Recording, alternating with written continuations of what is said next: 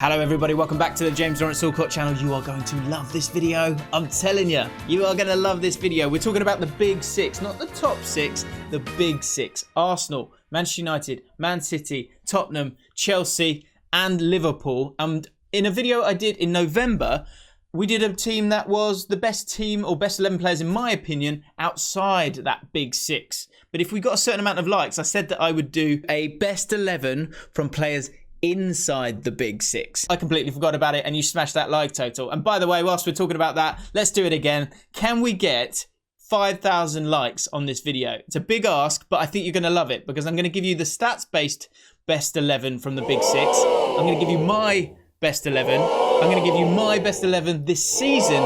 And at the end of the video, I've got an 11 that I want you guys to manipulate and change as well. I think you're going to love it. So like I said, hit the like button and of course subscribe to the channel. Let's give you the first team of my four, which is the stats-based team from the big six this season. And there is a player in there that is, I think is going to blow a lot of minds because of recent mistakes. Yep. We'll get to it. Let's start with the goalkeepers. Alisson this season, between Alisson and Leno when it comes to the numbers so far this season, when we looked at it, you can see that in terms of post-shot XG, which is basically your sort of shot stopping, Leno was on top for that one and post-shot XG per 90. And then it came into crosses stopped percentage, defensive actions outside the box, and average distance from goal of all actions. That sort of sweeper-keeper idea. Moving into centre-backs, the consistency of Thiago Silva and Harry Maguire this season puts them top in terms of the metrics that we were looking at. Interceptions per 90. There was a real spread actually when it came to the centre-backs in terms of who was top of different things. And I think that's down to the style of play of some of these teams. So again, with this stats-based team, yes, there is a pinch of salt, but there's some truth in it as well. Interceptions per 90, Maguire top of the list there by quite a way, really. Very impressive. Clearances, Alderweireld, blocks, Dyer top of it. Aerial duels, one, Zuma, 79.8%. Long balls completed per 90, Ruben Dias was top of that one, but alongside John Stones, which was interesting to see. And progressive carries, Diaz as well. He's top in the top 5 leagues for progressive carries, and so that's why he was at the top there. So Thiago Silva, despite not being top of the table in any of those metrics, was so consistent that he was actually top of the table in, you know, when it came to the final results. Him and Maguire, and I think this is interesting because when it comes to the stats, there are reputations that I think lead us down roads. Harry Maguire's had a very strong season for Man United, and that can't be ignored. Moving into the fullback positions, Cancelo and Shaw were the two that I think we were expecting at the start of all of this. If you were going to be gambling on it, who do you think were the top guys in terms of stats? Cancelo, 5th in the Premier League in terms of passes into the penalty area, and 4th in the league out of any player in terms of through balls so far this season. And Luke Shaw right up there for assists. He's 10th in the league for assists this season and 7th for key passes as well. He's had a fantastic season. Here's the funny one. Here's the one you weren't expecting. Here's the one that's perfectly landed on my lap the day after Fred's had an absolute shocker in the FA Cup against Leicester City. But when we looked at the metrics for a defensive midfielder, surprisingly, I say surprisingly, Fred was out on top overall. Here it is here. So defensive midfielder, we were looking at obviously more defensive metrics in this team that we're putting together. But Fred, very consistent, top when it comes to pressures, in terms of tackling people who are dribbling and being successful. He was out in front on that one as well. And then sort of middling with some of the other bits. XG build-up, which is basically, you're looking for the sort of, in a passing chain, how many chances came from a passing chain where Fred was involved. There he finished in the middle of the players that we had here in terms of Wijnaldum, Partey, Rodri, Kante as well, who was top when it came to tackles and interceptions, and Højbjerg, who we'll be talking about in a second. But Fred, in terms of total points out of all of that, well out in front, 23 to Højbjerg, who was 20th. So Fred, congratulations, my friend. You made it into the big 6-11. Thiago in there as well in terms of its progressions. It was superb. His passes into the final third were very, very good as well. And Ndombele very strong as well in this area of it in terms of that middle midfielder, if you know what I mean. That midfielder is not that attacking midfielder. He's just sitting in front of behind the forwards. He was top when it came to pressures per 90, 19 per 90, and live passes that created shot actions. that 2.57 per game. So Ndombele, unfortunate to miss out on that one. Surprisingly, KDB won the attacking midfield role in this team. His non-penalty XG was out on top. His assists per 90 was top of the best attacking midfielders in the Big Six. Key passes, shot creating actions as well, out in front, and live passes, creating shot creating actions as well. Bruno, when it comes to goals, of course, out in front, and expected assists as well. And we'll talk about Bruno. But in this stats-based team, KDB was out in front, and so he got that position. Gareth Bale really surprised me, but in terms of dribbles per 90, non-penalty XG per 90, and goals and minus penalties per 90 out in front, assists per 90, 0.32, was ahead of Mahrez and Salah. Salah finishing third when it came to the stats in terms of the metrics that we used for that right midfielder, right wing position. Really interesting stuff here, and actually quite a way off. Mahrez in second position when we tallied up all the total points. I was surprised by that as well. You can't see it because it's behind my head, but Bale with 27 points when we looked at those different metrics. Hang on, if I scroll it up, there you go. 26 points for Mahrez. Salah with 21 points. I was really surprised by that when it came to Salah. On the other side, Sterling, it was about consistency. He was out in front, 27 points to 24 points when we added up the different metrics that we chose to use on the left-hand side. Dribbles, non-penalty XG, goals per minus penalties, expected assists, and carries into the penalty area. It's actually only carries into the penalty area that Raheem Sterling was out in front, but really was out in front, 2.23, as opposed to the next best, which was 1.98 from Timo Werner, who's, really is playing as a proper striker, really, on that left-hand side. Heung-min Son, got to talk about him for a second here, because in terms of goals, minus penalties per 90, expected assists, he's out in front. But it was those other metrics, those overall team play that got Sterling over the line on that side. And Harry Kane, who I would have been amazed if he hadn't been the striker in this one. He was out in front in terms of expected assists, and assists themselves as well. And of course, he scored so many goals this season, so that he was very high, finished second in terms of non-penalty XG and non-penalty goals. And the only one where he was a lot lower down, actually second to last out of these top six strikers from the Big Six, was in pressures. Only 11.7 pressures per 90. Firmino winning that one. So that's the stats-based team. And if you do want to dive into those numbers a little bit more, there's a link in the description. There's also a link to Rob Turner's YouTube channel. Rob helped me put together all those numbers and loves his XG and his stats. So if you're into that as well, go check out Rob Turner's channel and give him a sub. Right then, guys, here's the stats-based team. But what about my team? That's what we're here for. Am I right? No? Oh, you're going to hear it anyway. Here is my team. Here's my team for this season. I'm then going to give you my team full stop. So here's my team for this season. Leno in goal, fifth lowest goals against per 90 in the league this season, which I think is pretty strong with 1.05.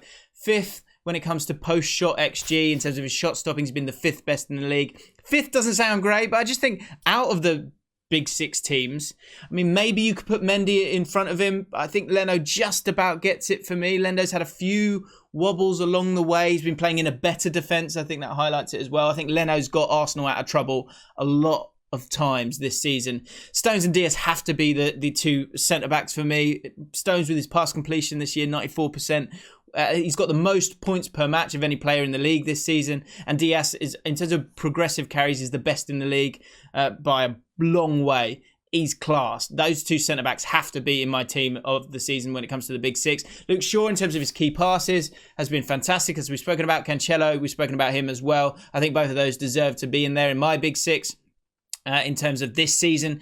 Højbjerg stats. First for tackles in the league. First for tackles won in the league with 65. First for pressures in the league. First for fouls committed, which is obviously not great. But then he's only got 6 yellows this season. So he's been quite cute with how he's done it as well. I think Højbjerg has been superb for Spurs this season and a fantastic signing for them. And who knows where they would have been without him. So important to them. Fernandes has to go in there for the goals that he scored this season. And when we're talking about stats, second in the Premier League for goals this season with 16. Second for goals and assists in terms of 26 this season per 90. He's getting 0.05 goals and assists per 90, which is ridiculous.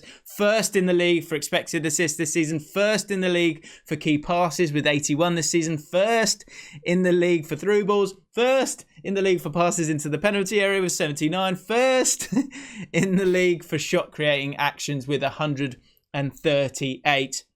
Unbelievable season for him, as has been for Gundogan. Gundogan's 7th in the league so far this season for goals with 12, which is just, in terms of exceeding expectations, which I think is always important when you're looking at putting together a team based on the season itself. He's both been elite, but been beyond elite in terms of what is expected from him. 3rd in goals per 90, 0.62. In terms of goals coming from his shots, he's the best in the league with 0.26 per 90. Unbelievable season for him, and that's why he needs to go in ahead of De Bruyne, who had that period out, didn't he, of course. Saka, I put Saka on the left-hand side. Now, this was really tough, really, really difficult, because, look, Salah is fantastic. Salah does score goals. But for me, I just feel like Saka deserves it. He's earned it. In terms of those expectations of what you were wanting from him this season, I think he's just gone above and beyond, and he's highlighted that he's not just a good player, he's a great player, and he's only going to get better. For someone so young, he's bang on for my young player of the year, I think, has to be. And so he's in my team. Son and Kane, I couldn't leave them out as a pairing on that left-hand side. Been so influential for Spurs. And I think it highlights those Spurs players that are in there. It just highlights how integral those three in particular have been. Kane with the goals that he scored this season. 2nd for goals this season so far with 17.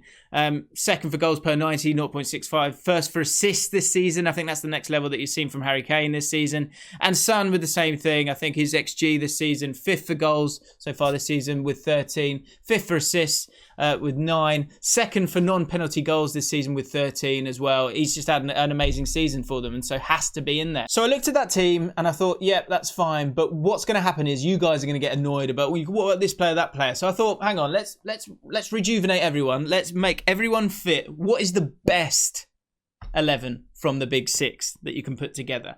And this is my team. So this is my best 11, full stop. Let me know yours in the comments below.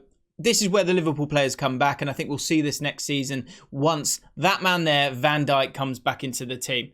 Alisson, I think, is still, as the stats do back it up as well, that he is the best goalkeeper in this league. I think Ederson has a lot less to do, so maybe that's kind of part of it. It's a team that dominates possession. Ederson is a great goalkeeper, but I'd still choose Alisson over Ederson. In my opinion, I think he's the better goalkeeper. Van Dijk, when he comes back in, is the best centre-back in the league. Diaz is getting to a point where maybe in 2 or 3 years, you put him up against him, you know, you can compare the two, but those two, you're not getting past them, really. It's unbelievable. Trent, I'm bringing Trent back in because I think, look, a big part of all of this is the season that we've had. It's just been next level. And when it comes to Liverpool, the same thing applies. And I think Trent is still a wonderful right back. And I think he's still, right now, ask me in a couple of seasons, I think my mind would change. But right now, when I was picking my team, if I wanted right backs, I think I'd, especially with 2 fantastic centre backs behind him, I think I'd put Trent there.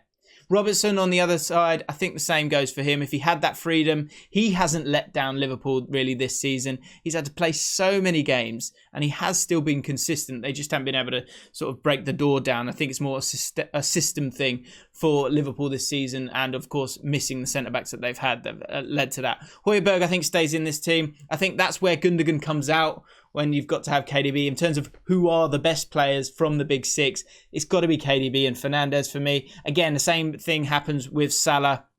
I think Salah has to come back into this team. Of course, he's just a glorious footballer and is better than Saka. But overall this season, in terms of exceeding expectations, Saka has exceeded expectations a little bit better than Salah this season. But when you're looking at that dream team, this is my dream team, and Salah goes in there. And again, I think it's the connection between Kane and Son. A lot of talk about Son and how he might need Kane. I think last season we were talking about how if Kane goes, it's okay because you get Son to be the main man because he is that good. He really is that good. And so this is my dream team when it comes to the big 6 teams.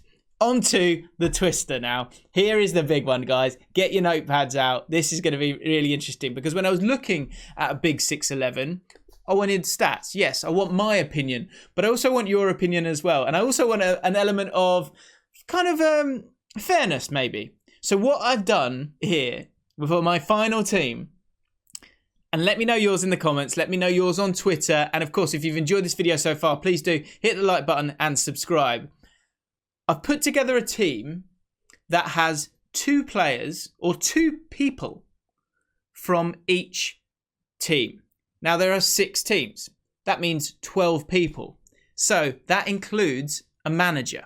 So what I want you guys to do is put together your team, and you can only have 2 Arsenal players, 2 Spurs players, 2 Liverpool players, 2 Man City players, 2 Chelsea players, or one of them has to be the manager. So what's the best 11 with the best manager you can get? I think this is the best you can get. So this is harder than you think because, like I said, you can only have 2 from each team. So what I did was I was thinking what players have to be in there? And then I kind of moved on from then. And I actually then kind of had this mix between who are the best players from the weaker sides. So the weaker sides for me, Arsenal, Spurs maybe, right? So this is where it got tricky, right? I thought, look, Kane's got to be in this team. KDB's got to be in this team. Fernandes has got to be in this team. And then I started to look at Arsenal. I'm thinking, who from that Arsenal team are the kind of players that I want to get in there? And I was looking at Saka was one, but then I looked on that right-hand side and you've got Salah. I've got to have Salah in this team. You can't have this team without Salah. So I put Salah in this team. Okay, then I looked at Arsenal again and I thought, okay, who are those world-class players that they still have or getting close or could be? And it was Thomas Partey and it was Kieran Tierney. But then I needed to figure out Chelsea players. Which Chelsea players are you going to chuck into this team? And I went with Silva. And then actually the big talking point here was, do you play Kante or do you play Partey and mix up the managers? Do you have Tuchel or do you have Arteta? In the end, I thought, I'm going to put Partey in there because I think he does have so much. And I think Tuchel is a better manager than Arteta. So the 2 Liverpool players that I have in this team, as you can see, Alisson and Salah, I think they're in the elite tier when it comes to Liverpool. So I'm happy with that. Harry Kane and Son are the 2 there. And there were more options, I thought, when it came to that defensive midfield position. So Højbjerg comes out, Partey goes in. My 2 Spurs players are Kane and Son. My 2 Man United players, this was a tricky one as well because you had Fernandes and then I had to kind of fill in the gaps a little bit because when I looked at Chelsea, I was thinking, okay, what players can I manoeuvre and put in here? And actually the centre-back position was one where I was struggling for a second. But I put Thiago Silva in there as my only Chelsea player and put Tuchel as my manager because out of those managers, I thought he was better than Arteta. And then Wan-Bissaka, who I think is so unlucky to not get that England call-up and has been fantastic defensively for Man United this season. You know, I've spoken on this channel before about how he needs to get better offensively, but defensively, he's on another level. And so this is my team. If you can only have 2 from each team, including the manager, that is the best you're getting. I'll tell you what, I'm asking you now, can you find a better team than that? Let me know on Twitter at James Allcott. In the comments down below, I'll be looking at them. Let me know what you think about all of the teams in this video. And hit me up on Instagram as well. I'm trying to get my Instagram followers up. I'd love to do the swipe up. It would be a dream. But I can't at the moment because I don't have many followers. So go and check me out on Instagram. All of the links about everything that we've been speaking about are in the description. I hope you've enjoyed this video. Just a bit of fun. Let me know what you think. That's what it's all about. That's what the comment section is for. Subscribe to the channel. And I'll see you guys very, very soon.